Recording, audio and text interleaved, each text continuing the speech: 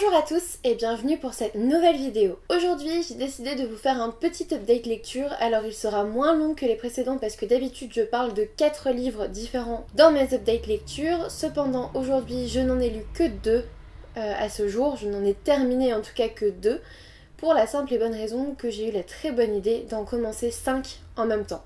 Donc vous vous doutez que je suis à peu près au même endroit dans 4 d'entre eux. Il y en a un qui est super bien avancé, c'est A Court of Thorns and Roses. Pourtant il est en anglais mais je le dévore. Voilà. Mais du coup j'en ai fini que 2. Et en fait comme je pense ne pas refaire de petite lecture avant un moment, je pense que je ferai plutôt des vidéos j'ai lu avec un livre à la fois parce que vraiment j'ai de très bonnes lectures en ce moment.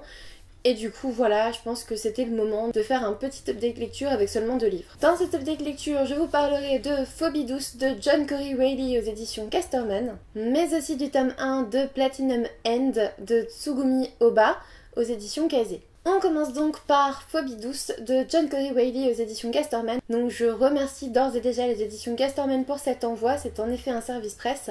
Je l'avais demandé parce que voilà, Phobie... Vous vous doutez que ça me parle un petit peu, juste un petit peu. Alors dans cette histoire nous suivons Solomon qui est un jeune homme qui n'est pas sorti de chez lui depuis 3 ans. Et nous allons aussi suivre la jeune Lisa qui a décidé de l'aider à guérir. Mais en fait elle a décidé ça pour pouvoir avoir une bourse à l'université de psychologie. Alors ses motivations sont discutables. Clairement c'est pas un personnage que j'ai vraiment porté dans mon cœur, elle est très narcissique, très mégalomaniaque. Elle fait ça à la base pour elle-même. Mais après, elle se lie d'amitié avec Solomon et bon, voilà, on va dire qu'on l'excuse un petit peu. Ce qui m'a directement attirée dans ce livre, c'est déjà le nom du personnage principal qui s'appelle Solomon. Alors au début, je me suis dit, ouais, c'est un prénom assez bizarre quand même, Solomon, enfin, je l'entends pas tous les jours. Et en fait, la semaine où je l'ai reçu, j'ai aussi eu un cours sur les phobies et on a vu que voilà, il y avait Monsieur Solomon qui, en 1953, avait fait une théorie d'exposition sur les phobies. Je me suis dit, ah, en fait... l'auteur a fait des recherches et du coup il faut absolument que je le lise. Donc en effet Solomon est agoraphobe, il est chez lui depuis 3 ans, il veut pas en sortir parce que bah c'est bon, il a tout ce dont il a besoin. Et Lisa elle va un petit peu s'imposer dans sa vie et essayer de le faire aller mieux sans qu'il s'en aperçoive vraiment. C'est une très belle histoire au niveau adolescence, au niveau amitié mais aussi au niveau psychologique. L'agoraphobie est plutôt bien mise en scène ici, c'est pas fait dans la précipitation, dans des préjugés, etc. On est dedans, on est dans l'angoisse, on est voilà, chez un adolescent qui ne va pas bien, qui a besoin d'un suivi psychiatrique et je trouvais que c'était une bonne façon de démystifier cette chose-là, de rendre plus accessible, on va dire, le suivi psychiatrique, la pathologie psychiatrique aux adolescents. C'est un livre franchement bien mené au niveau psychologique.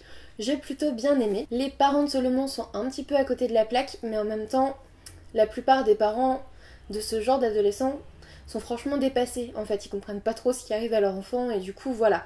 Après, le fait qu'il soit resté vraiment 3 ans chez lui, je trouve ça franchement abusé en sachant qu'il a plus de suivi psychiatrique. Enfin, au bout d'un moment, faut peut-être faire quelque chose, les enfants. En tout cas, ce livre aborde des thèmes importants, donc évidemment l'adolescence, l'amitié, les études, bien sûr, l'homosexualité et bien d'autres. En tout cas, c'est un livre que je recommande. J'ai beaucoup aimé l'aspect psychologique de l'intrigue et voilà, je me suis aperçue qu'il y avait des recherches qui avaient été faites sur le sujet et du coup, je ne peux qu'approuver ce livre. En tout cas, c'est une histoire très intéressante, très sympathique. C'est un petit bouquin, voilà, assez court, mais je pense qu'il vaut la peine d'être lu si le sujet vous intéresse. Ensuite, je vais donc vous parler du tome 1 de Platinum End de Tsugumi Oba aux éditions Kazé. Donc c'est un manga que j'ai emprunté à la bibliothèque, c'est pour ça que vous n'avez que l'image là.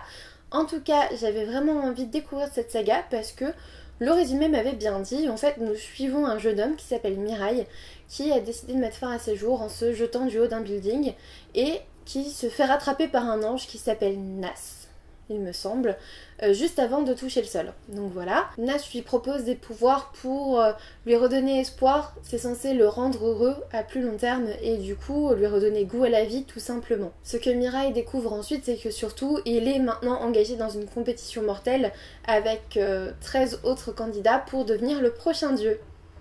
Pas mal. Ce que j'ai beaucoup aimé dans ce manga, c'est vraiment l'aspect histoire de vie chaotique de Mirai qui se suicide, qui n'en peut plus alors que c'est un jeune adolescent, mais voilà, le suicide chez les adolescents, ça existe, et qui se fait sauver et à qui on redonne espoir. Alors clairement cet ange est beaucoup plus efficace que la plupart des antidépresseurs que je connais. Mais pourquoi pas, j'ai beaucoup aimé ce premier manga qui est un très bon tome introductif. Et en plus à la fin, on reste sur un cliffhanger qui m'a juste fait regarder sur le site de la bibliothèque si le tome 2 était pas en rayon par hasard.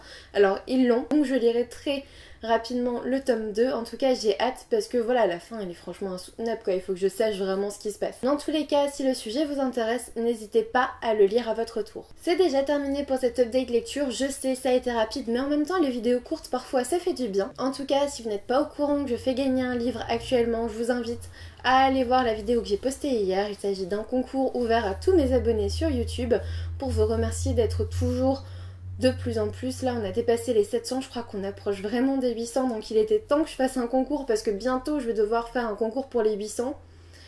Voilà, je pense qu'au bout d'un moment je vais espacer parce que sinon mon porte-monnaie ne va vraiment pas le supporter. En tout cas je voulais vous remercier vraiment pour votre fidélité, pour vos commentaires, pour tous les échanges qu'on peut avoir sur tous les réseaux sociaux. Et je vous dis à bientôt pour une nouvelle vidéo.